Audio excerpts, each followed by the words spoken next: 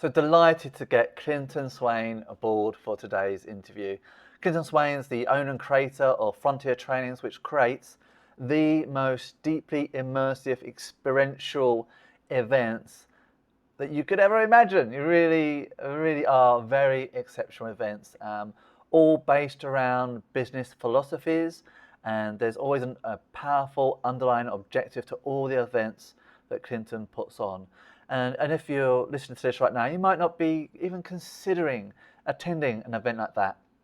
But by the end of this interview, you may well change your tune.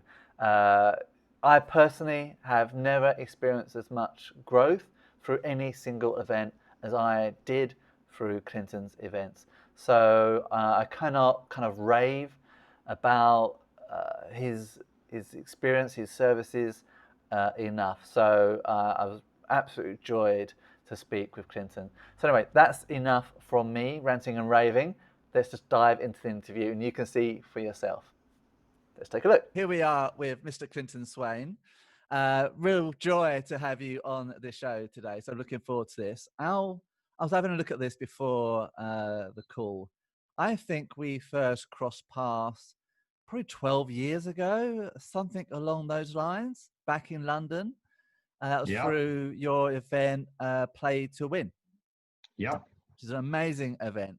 So I want to tell people a little bit about this, and then you can kind of elaborate a little bit about it. So for me, Play to Win was a really highly experiential series of games.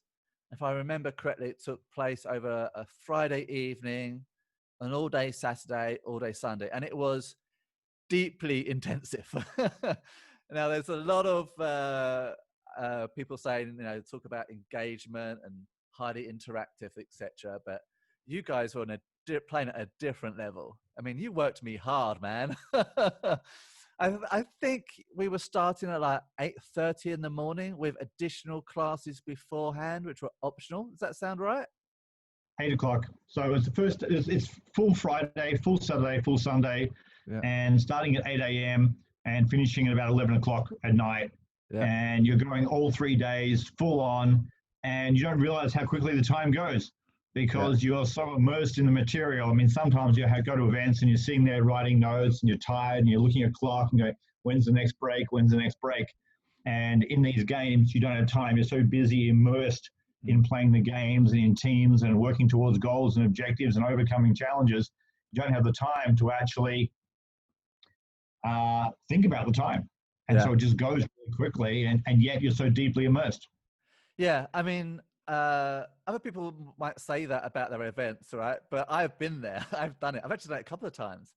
And it was just absolutely all of those things. So I really want people to kind of get that. So, there were many games. And yes, there were games where we're working in teams. And I was getting, like, you go and get sandwiches for everybody because there's no way we can stop this game. And it wasn't just us. Everyone was doing the same. And there wasn't time. I didn't want to make time for loo breaks, for eating breaks. It was deeply intensive. It really, I mean, there were tears. There was lots of hugging. But there was huge growth through those events. So how long have you actually been doing those games? Because I know you've been running them for some time before I came across them. Well, I started the company 16 years ago, and how did I get to do them was because I got a background. I used to run a games club for 10 years. I was an active competitive board game player, active role player, playing Dungeons and Dragons and all those sort of games on a regular basis. So I was very immersed in the gaming world, going to competitions, things like that, and absolutely loved it. Absolutely loved it. And running this club every weekend for 10 years, we had one campaign that lasted about 7 years. Like we played almost every single weekend for 7 years with one big rolling adventure that went through. So you mean mechanics, that game would continue over?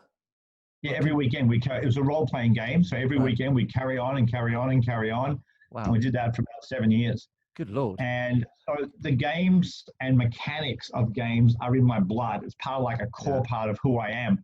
And I had a board game store. So I used to be able to go off to the warehouse and look at every single game you could ever buy and work out which ones I wanted to have in my store.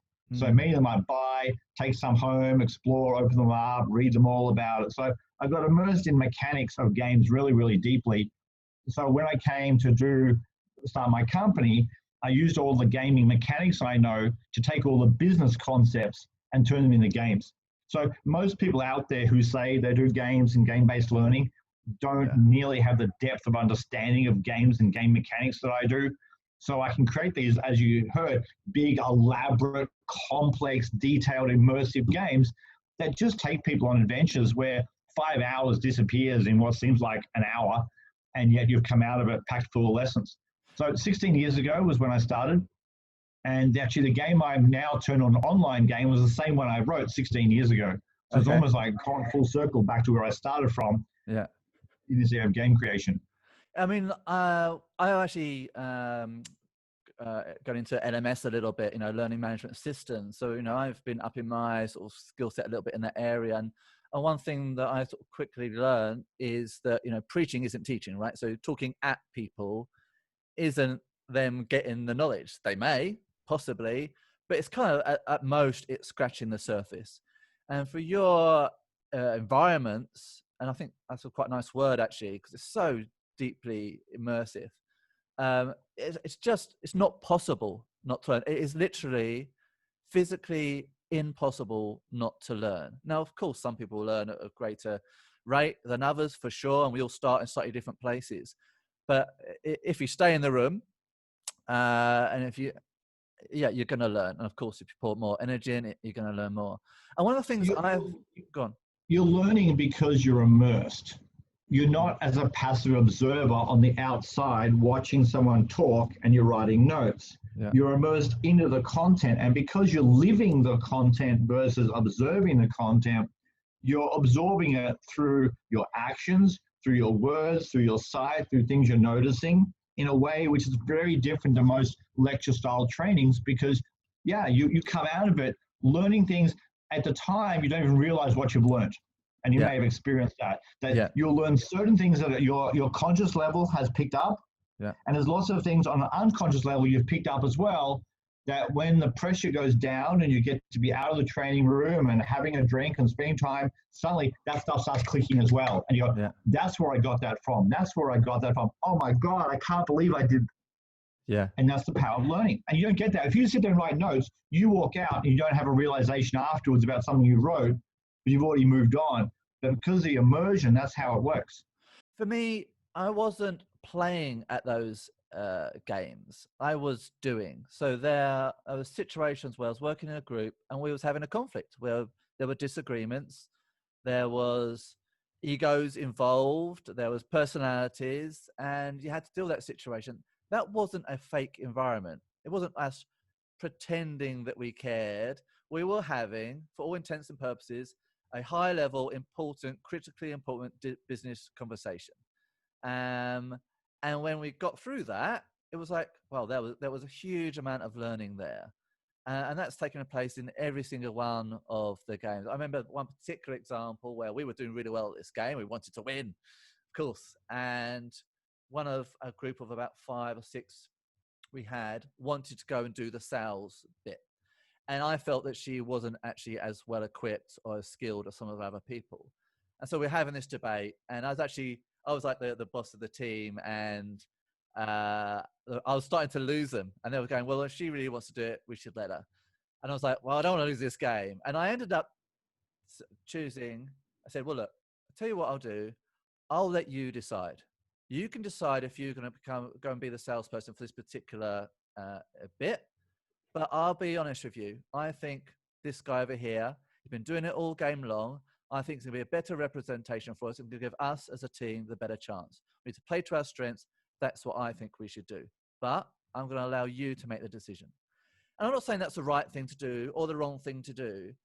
But, I wouldn't have even considered or thought that was an option prior to that game. For me, I was having to operate at a higher level than I had done before. And of course, it's probably irrelevant, but she chose not to do that. And we went on and we did actually win the game. Would we have won it if she had done so? I don't think so, actually, if I'm honest, but I'll never fully know. But those types of negotiations, political situations, etc., I know, you just don't get that from anything else I have ever experienced before or You since. can read about those things, Yeah. but until you have to deal with them. I was working for Chevron in South Africa and Houston and Singapore, and they brought me in to have some of their junior leaders. These are future leaders of the company who they want to put through some scenarios. And they gave me their company report and said, okay, I want the scenarios to be based on the company report. So I read through the company reports and some other information they gave me. And so the leaders had to face things like hostage kidnapping of some of their key executives over in Nigeria, or the terrorists seizing one of their oil refineries somewhere else in Africa, and a whole range of different scenarios. And I wrote them all up in such detail that they had to go and give a present to upper management that what would happen if they were now in charge of the company, and they had a whole thing, and they had to go through these scenarios and discuss them all. And by putting it like that, it was so impactful for them.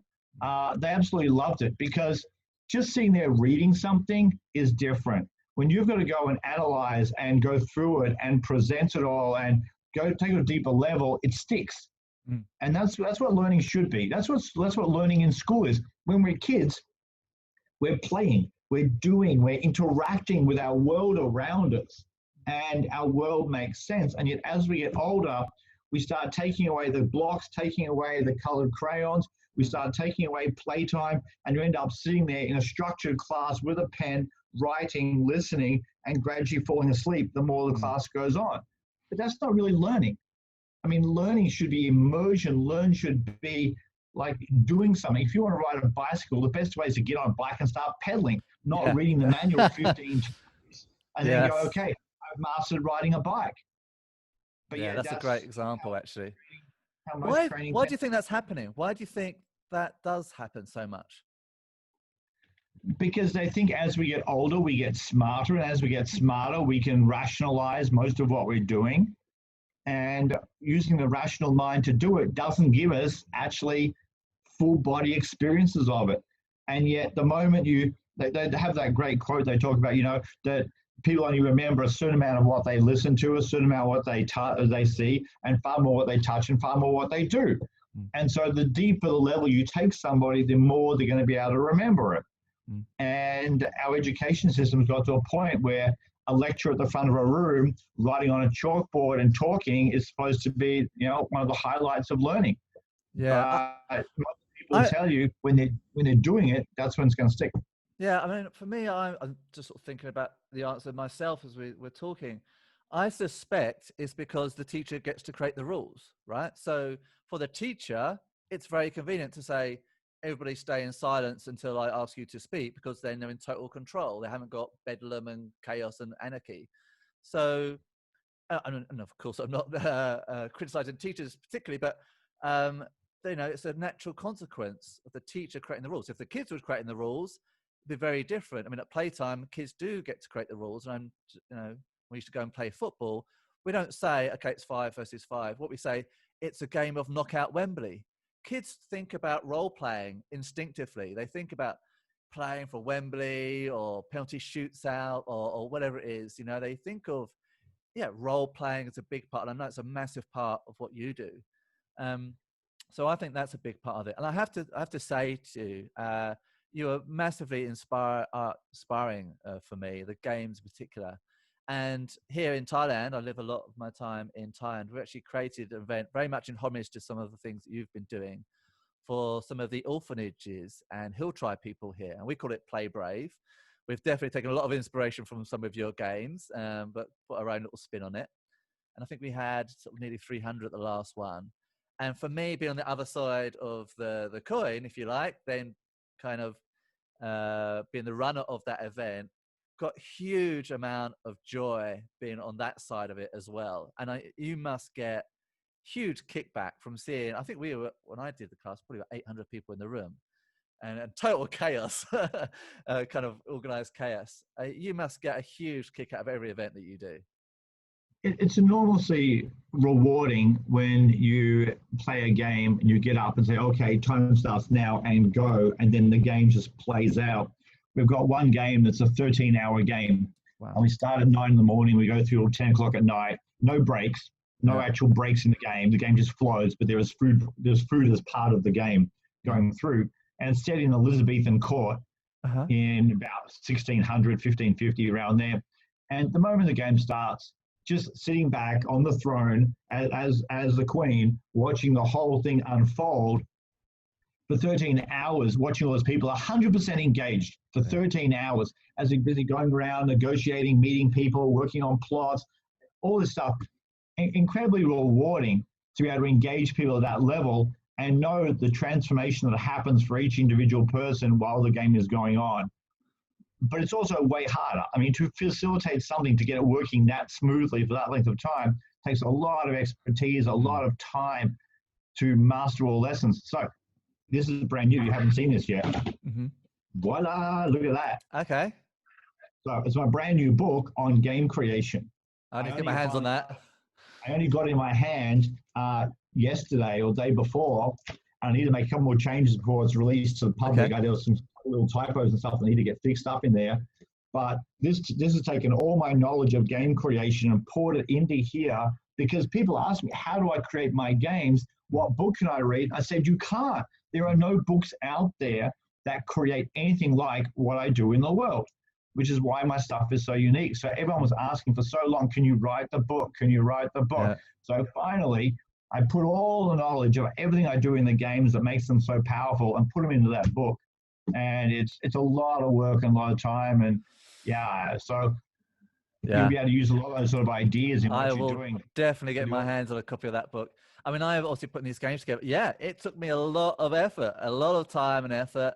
And I'm really proud of the games we did, but they were not at the same level of articulation and depth that you guys are doing.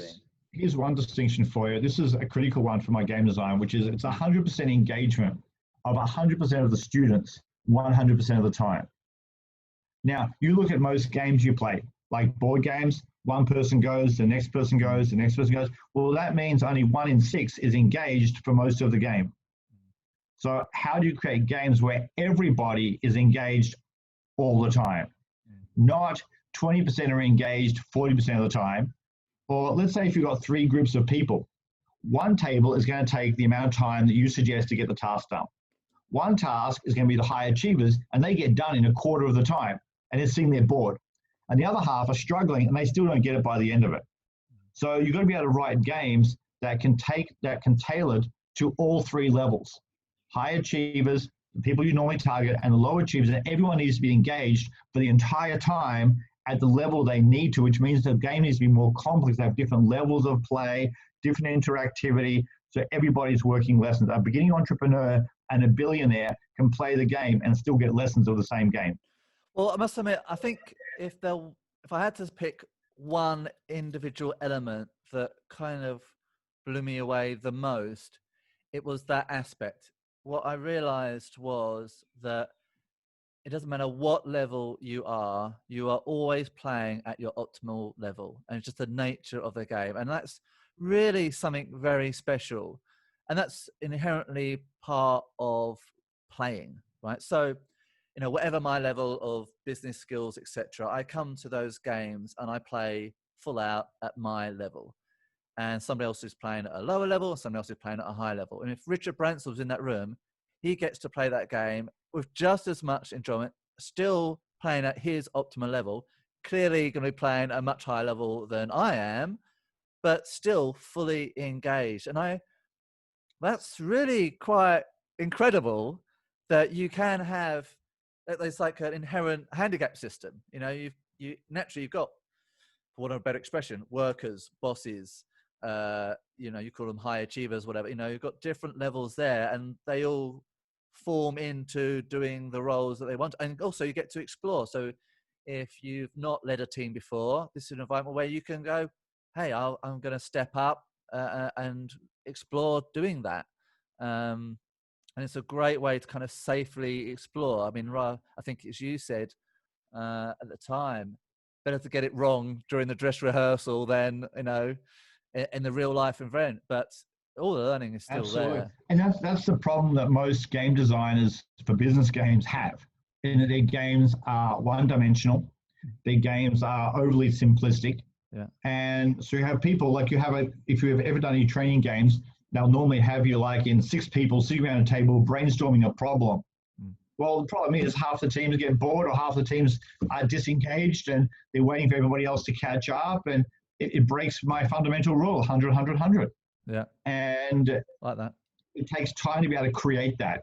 100% participation or 100% engagement of 100% of the students for 100% of the time. Yeah. It's a big ask. It's a big ask to be able to deliver that. And it takes a lot of timing, understanding, and planning, and making sure the mechanics are fully designed so that everyone has something to do, whatever their level is, for the entire time. Yeah, I get that. It's very hard to do. You do an excellent job of it. When I was putting the first event on, and actually, a quick story there. I put it on originally with an orphanage here, and realized that actually we only had 30 people was going to attend. I was like, do you not have any idea how much work I put into this thing? So a couple of phone calls later, we've grown the event to 200 people, and we put it on. And people were nervous. I was nervous because, of course, I'd never done it before. And I was tried to take as much learning from your events as I could, and not to talk down to people, and actually put some pretty hardcore games, even though they were for children as such, most between sort of 8 and 18. And everyone was nervous, and the people I was kind of hosting it for, they were like, these are pretty full-on games. But we stuck with it, and it totally worked. And I had a little bit of a prediction beforehand, and this is what I'm going to want to ask you in a second, is I kind of guessed that actually I thought the youngest would perform best.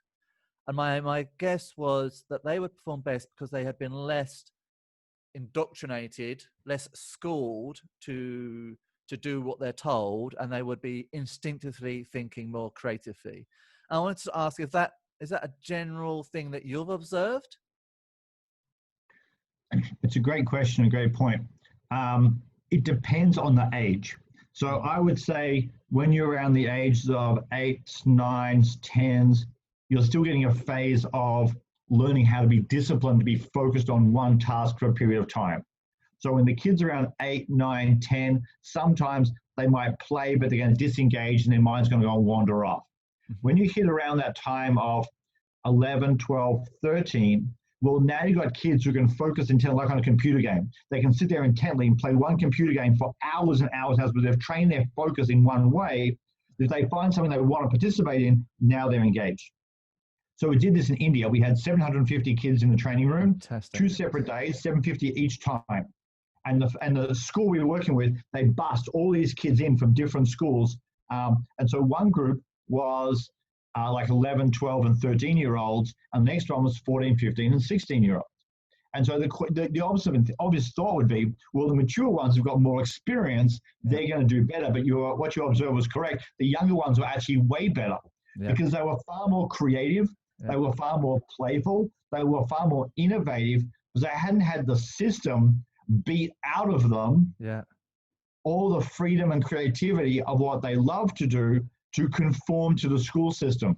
So they were building pyramids. The pyramids they built were extraordinary, way better than the following day when the older ones came in. Far more creative, far more decorative, far more beautiful. The other ones might have been more precise with their lines, but you could tell the energy of the two, that the second one had lost that playfulness that the younger ones had. Isn't that frightening? Isn't that absolutely frightening? You know, on a global level, that's happening.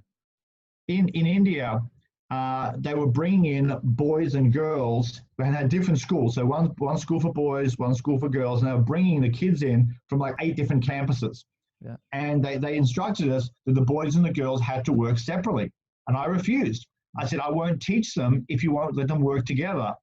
So they agreed that on a group of 10, you could have like 4 boys and 6 girls, or four of the other one to make it work. And what they did is they sat in circles. So the boys on one side, girls on the other, a gap in between, and they didn't talk to each other at the same time, even though they were working on a project together. Oh, wow. And the whole relationship side had been drilled out of them, of almost fear of talking to the gender. That was fascinating watching a team of 10 boys and girls that they couldn't sit side by side. They had to sit opposite and attempt to work and collaborate on a project together. So there's so much more going on in the training room you get to observe and watch when you're teaching this way than you are standing up there just talking. Yeah. And the example I had, and the game I was most generally quite scared of delivering, was a game where they actually had to earn their lunch. And in theory, if they didn't perform well, they wouldn't get to eat. Now, I always knew that we would, make sure they get fed, but I didn't tell them that. And it was important, I felt, not to tell them that. So I won't go into details of the game, but basically they ended up queuing up and for a different food station. So one might be for soup, one might be for bread, one might be for chicken, rice, water, etc. And of course, I think we were talking in this event, maybe 200 or so kids. And we said, go. And they all, of course, go flying. And they all go and queue at the chicken stand. Everyone wants chicken. So the queue for chicken is huge. I mean, he got like 150 kids. And he had a group of about, I think, 3 or 4 kids. And they were probably between 6 and 8, I would say. And they went to the water stand. And there was nobody in front of them. So at each stand, you had to perform a task to try and win the asset, right? And so if they got it wrong, they'd just go again because there was nobody behind, so they could just keep going. And of course, they walk away with like crates of water.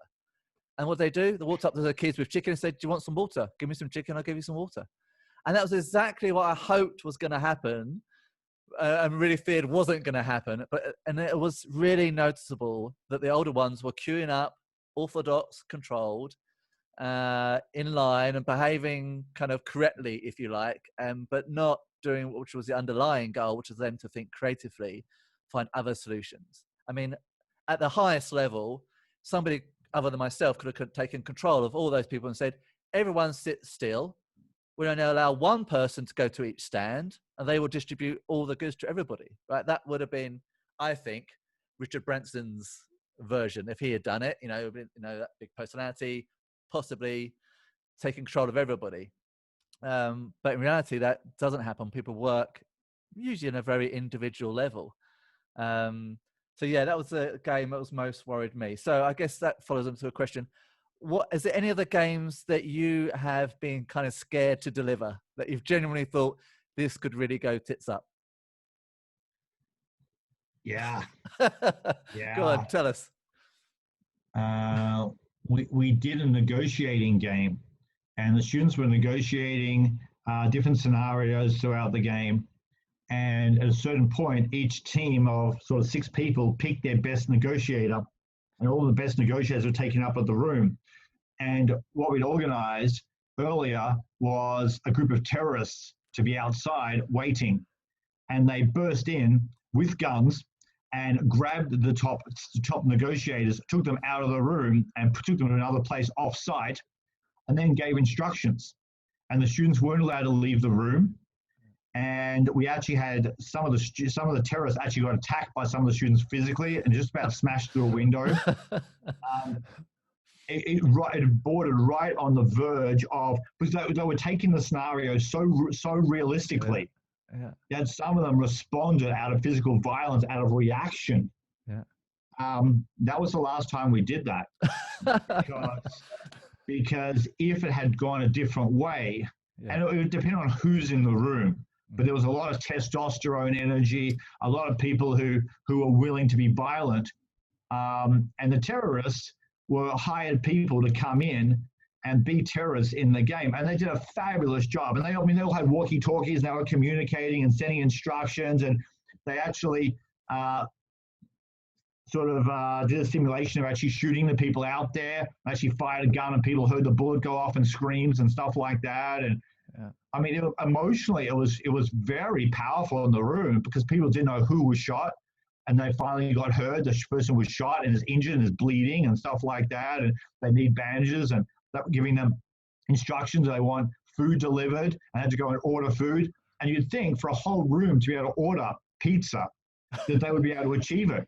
But it took them like hours for them to even order pizza and get it delivered because they were so frazzled. They were taken right to the edge of of that stress and perturbation level in the game. Yeah. So yeah, it comes down to buy-in. That if you've got the trust of the students, you can take them anywhere. And that's probably right to the edge that I've ever taken them, where I was concerned because they actually, my character who was facilitating, the terrorist actually came up and physically hit hard and knocked me to the ground. So it wasn't acting. They actually told them to actually be violent and let the students see it. And they got to walk up and hit me hard to the stomach and bend over, and the students got to all see it. And so it grounded in reality to a level where I was like, oh, it was a very traumatic exercise for everybody. And yet the discussion and the learning and we still talk about that pizza years later. It's one of our talking points. The people who were there will never forget that moment. Yeah, that does sound pretty hectic. So it's probably a little bit lucky for you and your ribs that that was one of the games that you haven't continued with. Because if that ended up being your most popular game, you get a battering every night. Yeah, so I wanted to make it as realistic for the students as possible. Yeah, it was definitely, but it was more a case of how tough would it be into a situation like that for real. I can imagine the body kind of forgets, I think, when you're in that sort of situation that it's not real. I mean, even films, we can watch a film and cry and, be upset. A character on a film dies, and of course we know it's not real. It's just a film. But that's just sitting down on a sofa with your popcorn, observing a moving 2D image, right? So, it's way more experiential. There's way more emotional feelings involved. So even though, at an intellectual level, this isn't real, if you like, the body doesn't know that really in that environment. So the next question: if the environment is created successfully, and all the energy in there and the way it's all done, if it's done congruently, then yes, people will buy into the process and go along with it. But all it takes is a couple of little loose ends that the details aren't done properly, and the whole thing can unravel very, very quickly. Yeah. So I imagine all these games, something like your babies, right? You've given birth to these creations, and I imagine to a degree you love them all. But if I was a terrorist with a gun to your head and you had to pick one, what would be your favorite game? And that could either be a favorite game in its own, or maybe even a favorite game in a particular venue that you once delivered, whichever version you prefer. I think the 13-hour game, if I had to do one game, it would be that one. What do you call it? Because it's called In Your Court. Okay.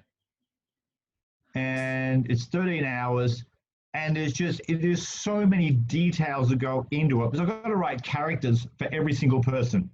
So I've got to write a character for you, find a costume for you, and write down your backgrounds of your goals, your secrets, and your history for every single person, but in a way where I know you will play that game out to its best ability. So I don't want to put in there things that I think will go against who you are and you'll refuse to do, because that'll undermine the game. So I've got to know every person really well to know what level I can push them and challenge them and still keep the game integrity going. So it is a monster game to create. It takes me a couple of months to write it all every time we do it. So I've got to rewrite it based on how many people are there and who they are and what plots and everything else is happening. And do you write a game with a particular objective in mind, or do you Every time. Really? Every time. I will not write a game that doesn't have an objective. I had a couple of games where I had a great theme, but I really want to do a game around this theme, but I couldn't find the purpose yet. So the game didn't get created until I could find the purpose. What is the reason why we're playing this game? And there's no reason we shouldn't be playing a game. So every game has a purpose. Now, a purpose is my reason for playing the game as a trainer, not what the students think they're doing. So I have two levels. The top level is the purpose of the game from a training perspective. The other one is the objective of what you think you're doing in the game. And at the end of it, when we debrief it, that's where we reconcile and find the difference between what the overlying purpose was and what you believe the purpose was. Yeah. Okay. Very interesting. Because also I know from my experience is that there clearly is an objective to the games I played, but also the learnings could come from anywhere. The learnings could come from an interaction during the game. So there's many different facets to it. So right now, as we record this, we call that a multi-layered game. Okay. where the lessons, like most teaching, is linear. They give you A, B, C, D. The students get A, B, C, D, and that's it. In an immersive environment, they not only get A, B, C, and D, they also get E, J, K, L, and M, T, and O, because they're getting all these other things by moving around, interacting with people. That they may lose track of their money, and that shows up in their life for real. And suddenly they realize, oh my God, I lost all our company's money because I wasn't paying attention. I put it down somewhere, and last week I lost I lost $5,000 because I was. So all these things in the game can mirror all what's happening in their life. Yeah. And obviously right now, as we record this, we're both in kind of lockdown mode. We're in the middle of the virus situation. And I know that you've been developing your games for the situation right now. And I believe you've got a game called Millionaires Market. I'm really intrigued to learn a little bit more about this and how you deliver it and a little bit more. So perhaps you can talk a little bit about that. So Millionaires Market is actually the first game I created for the business world. And it's all about teaching about investing and deal making and negotiating and contract writing. Because for people who want to go off and invest, you don't just want to go off and invest your money and hope it works. You want to be able to a way to invest safely without the risks. And so we create like this investment simulator where you can go in and you can do all these different types of investments, learn about the numbers, learn about the structure, learn about partners, all these things in a safe environment before you go and do it for real. And I played in a similar environment, and I did it over 100 times, and then I went out and went and bought 10 houses. So I understand the importance of changing your psychology to get the success you want through a simulated environment. And the Millionaires Market does exactly that. So we've been doing it now for last 8 weeks of lockdown. And during this time, we've been watching huge transformation. One father brings his son every time. Now, they're in America, and I'm playing it in Malaysia. So it's 2 a.m. in the morning over there, and yet he and his son get up every single time, play the game every single week, and the discussions and the learning from the son, his father's blown away. Because his son had never come across money, investing, hadn't really had much to do with it. And now the kid's mindset is changing in such a deep level that he now runs all the company accounts. He does all the accounts for all the team and does them perfectly, like absolutely amazing job. And he's now starting to negotiate. He's learning about how to run a team and support people. And he's probably, 14, 15 years old and doing extraordinarily well. Wow, that's fantastic. So he's just choosing to come back, or is the game intrinsically linked as a continuation? So he's a member. So they get to play once for free to experience it. Right. And if they can see the value in it, which if you're an investor, then you can spend $47 US and you can come back and play the game on a more regular basis and become part of the club, which is you and other like-minded people sharing, negotiating, deal-making, and planning to build the skills up to be able to go and do it in the real world. And then suddenly you've got this network around you of great like-minded investors who you can call on, ask for coaching, get support from. Fantastic. That sounds excellent. I just wonder, how do you deliver that? Are people working individually, but it's a live event? Just talk a little bit more about that, because I remember a lot of the games where there's a lot of interaction. Of course, that's very hard. How do we achieve that? So we've got to a point where our students now telling us they experience exactly the same stress, energy, and learnings from online as they're doing it live in the training room. Wow. So we have 3 parts. We have a briefing, we have the game, we have a debrief. And so we do it on 3 separate days. So that way people have time to digest it all, and it doesn't last for like 9 or 10 hours straight, because we're working all around the world in all these different time zones. So you've got people from the US, people from the UK, people from Malaysia, Singapore, Australia, New Zealand, all playing at the same time. So they're on all different time zones. So we do like a 2-hour briefing. Then the next day we do like a 4.5 hour, 5-hour game. And then the following day we do a 2-hour debriefing. And it all starts at the same time. And we use a tool which gamers use to chat. So while they're busy playing computer games, in the background, they've got chat tools, or a separate computer, they've got chat tools, and they're talking and discussing while they're playing the game. And so we use that tool as the communication backbone for the game. And then we're using Google Sheets as a spreadsheet tool to track everything about all their investments, all their deals. And my background, I'm not sure if you know this, is a programmer. So I used to program software, huge amount of stuff, writing programs for industries. So I'm using all my computer knowledge to take Google Sheets and elevate it to a whole different level of data management and coordination. And so we have 100 students or 80 students playing on the spreadsheet, updating this, changing that, down, getting this section over here, looking at all the deals they can do, all interacting at once while using the chat program to connect to everybody. And it works brilliantly. All the students are fully engaged the entire time. The game just purrs along. The spreadsheet is just magical to watch it play out. Yeah. And all the students have been, and it's been growing. Every week I run it, I keep working and developing it all. And so the feedback from them has been, this is extraordinary. There is nothing like this in the world as a simulation to train you about how to be successful in investing and deal making and negotiating. That's awesome. I'm very impressed that you've been able to achieve that. So congratulations to you for that. Because one thing that really strikes me, right? If you look at a high level sports athlete, let's say it's a tennis player.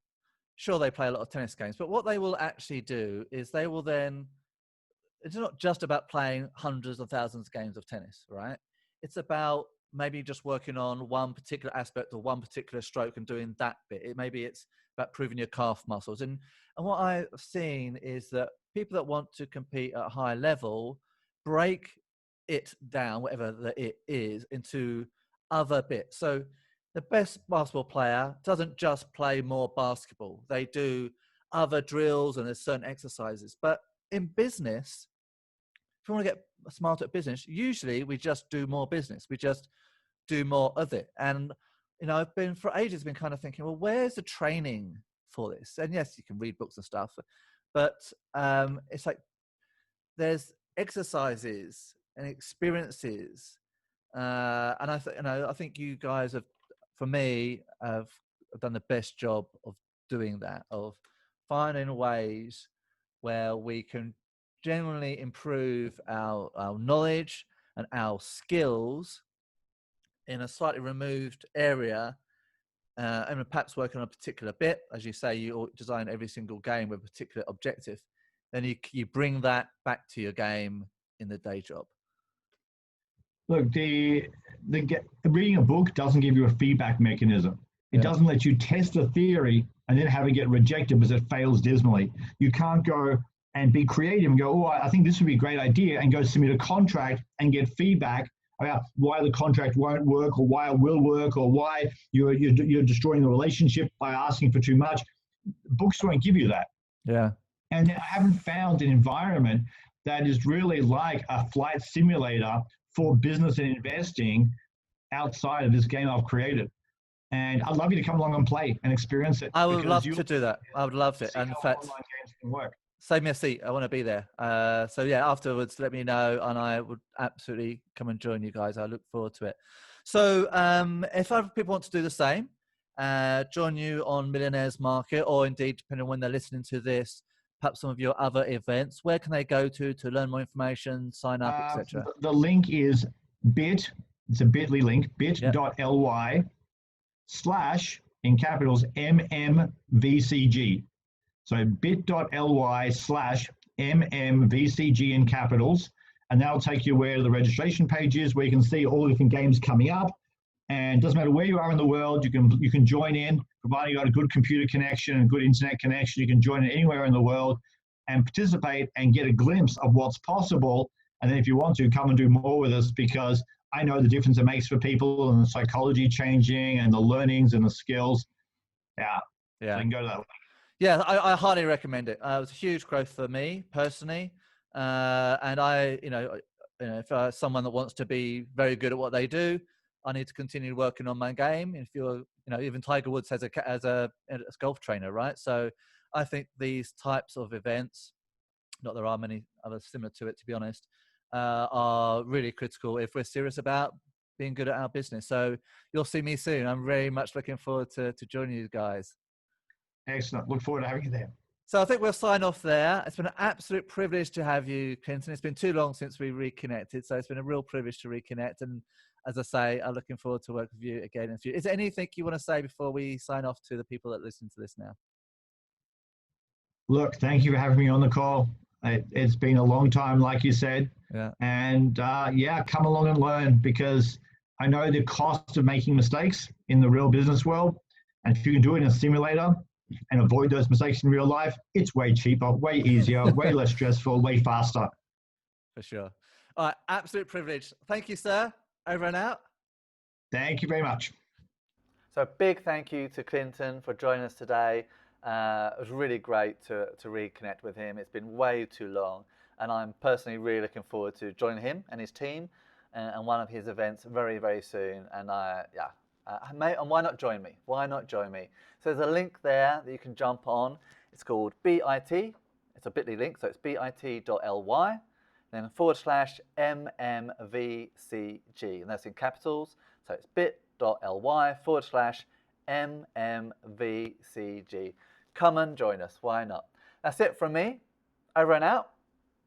Hope to see you on the next one soon. Bye for now.